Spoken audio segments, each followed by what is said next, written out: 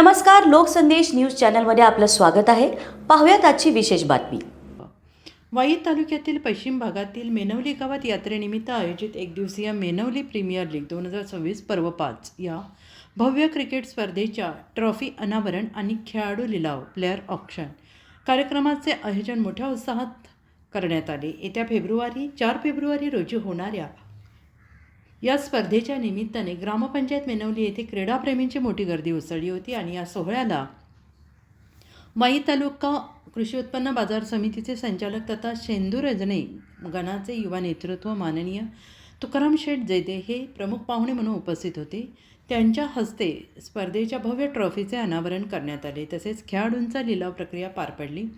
मेनवली गावच्या यात्रेनिमित्त दरवर्षी आयोजित करण्यात येणारी ही एकदिवसीय क्रिकेट लीग म्हणजे गावातील युवकांसाठी एक मोठे क्रीडा महोत्सव असतो आणि या स्पर्धेत मोठ्या संख्येनं खेळाडू सहभागी होत असून प्रथम 4 संघांना आकर्षक चषक, उत्तेजनार्थ बक्षिसे, विजेत्या संघास रोख रकमेचे पारितोषिक दिले जाणार आहे. उल्लेखनीय कार्य करणाऱ्या मान्यवरांचा सन्मान या प्रसंगी करण्यात येणार आहे.